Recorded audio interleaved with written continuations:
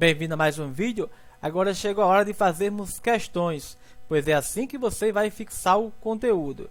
E a questão 1, aplicada pela Universidade de Santa Catarina, agora em 2019.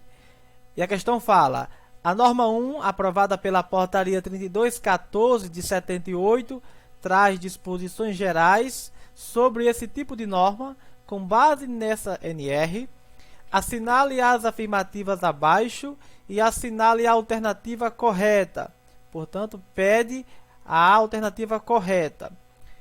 Vamos julgar essa sequência de itens e vamos julgar os que são verdadeiros e os que são falsos e assinar a sequência correta. O item 1 diz que cabe ao empregado submeter-se aos exames médicos. Você vai julgar se esse item é falso ou verdadeiro. O item 2 diz que cabe ao empregador elaborar ordens de serviços sobre segurança e saúde no trabalho. O item 3 diz que cabe ao empregado informar o empregador os resultados dos exames médicos periódicos aos quais foi submetido. O item 4 diz que cabe ao empregado elaborar ordens de serviços sobre segurança e saúde no trabalho. O item 5 diz que a recusa injustificada por parte do empregado em utilizar equipamento de proteção individual fornecido pelo empregador é considerado ato faltoso. Portanto, quais os itens você julga correto ou falso? A letra A diz que somente 3 e 4 estão corretas. A letra B, somente 2 e 3. A letra C, somente 2. A letra D, somente 1, 2 e 5. E a letra E diz que somente 1 e 5 estão corretas. Qual alternativa você marcará? Pause o vídeo e salvar os comentários quando tiver marcado, pois é assim que você vai assimilar o conteúdo. Vamos aos comentários. Portanto, o gabarito é a letra D, ou seja, 1, 2 e 5 estão corretos. Qual é o erro do item 3? Porque informar o empregador sobre os resultados dos exames não é uma competência do empregado. Pelo contrário, cabe ao empregador informar ao empregado e não ao contrário, como trouxe a questão. O erro do item 4 é dizer que cabe ao empregado elaborar ordens de serviço. Elaborar ordem de serviço cabe ao empregador e não ao empregado. Portanto, a questão trocou empregador por empregado nesses dois, no item 3 e 4. Portanto, aqui também no item 3 seria certo o empregado, pois é o empregador que informa o empregado, e não o contrário, como fez a questão. O item 1 está correto, submeter-se aos exames médicos, correto. O item 2 também está correto, elaborar a ordem de serviço do empregador. O item 5 também está correto, pois essa recusa injustificada de fato é considerado um ato faltoso. Próxima questão: a área de saúde e segurança no trabalho conta com um importante e valioso instrumento de regulamentação, que são as normas regulamentadoras.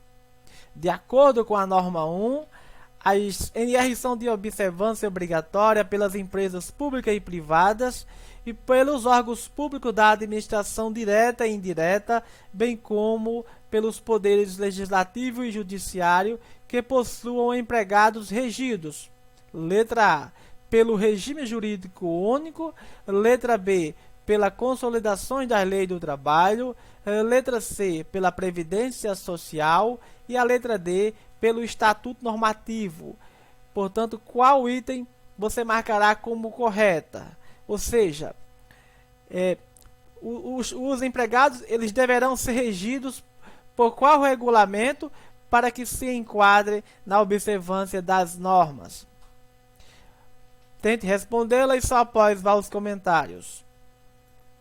Portanto, o gabarito é a letra B, ou seja, a observância obrigatória das NRs, dos órgãos da administração, tanto direta quanto indireta, também dos poderes legislativo, judiciário e Ministério Público, que sejam regidos pela CLT, ou seja, pela consolidação da Lei do Trabalho, portanto, gabarito letra B. Próxima questão. Carlos é empregado subordinado a Ricardo, um profissional liberal, que paga salário a Carlos. Portanto, Ricardo paga salário a Carlos para o desenvolvimento de atividade não eventual, sob sua dependência e responsabilidade em um canteiro de obra. Ricardo elabora a ordem de serviço e informa Carlos por meio eletrônico. As ordens de serviço são sobre segurança e saúde no trabalho. Carlos segue as disposições constantes nas ordens de serviço, portanto ele segue.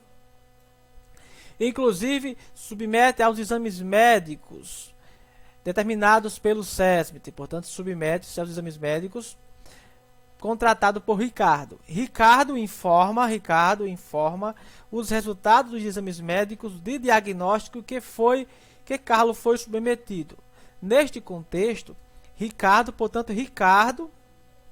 Carlos é o empregado e Ricardo o empregador. A letra A diz que Ricardo cometeu ato faltoso ao utilizar meio eletrônico para informar Carlos sobre as ordens de serviço. Pelo que está dizendo a letra A, é proibido informar por meio eletrônico. Portanto, você vai julgar se essa alternativa é correta ou errada. A letra B diz que Ricardo e Carlos são respectivamente empregador, portanto, está dizendo que Ricardo é empregador e que Carlos é empregado conforme a NR1, portanto, está dizendo que Carlos é empregado e Ricardo é empregador. Letra C, que Ricardo cometeu ato faltoso ao informar os resultados dos exames médicos para Carlos. Letra D, Carlos não é empregado, não é obrigado a cumprir as ordens de serviço de Ricardo, pois as atividades são realizadas de forma não eventual. Está dizendo que não é obrigado a cumprir essas ordens.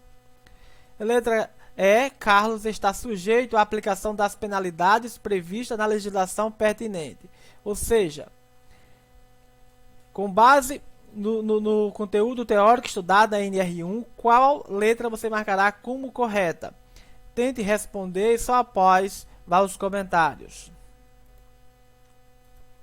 Portanto, o gabarito da questão é a letra B. A letra A, ela está errada, pois pode sim ser informado por meio eletrônico. E a questão diz que não pode ser por meio eletrônico.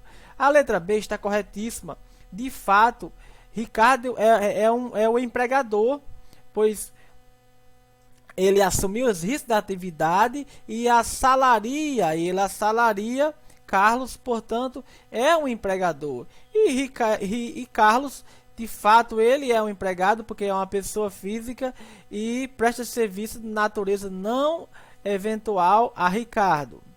A letra C está errada, pois os resultados dos exames eles devem ser informados e a alternativa disse que ele não pode, que errou ao informar os exames. Não, eles devem ser informados. A letra D também está errada, pois Carlos é obrigado a cumprir as ordens de Ricardo. E a questão diz que não é obrigado, não, ele é obrigado.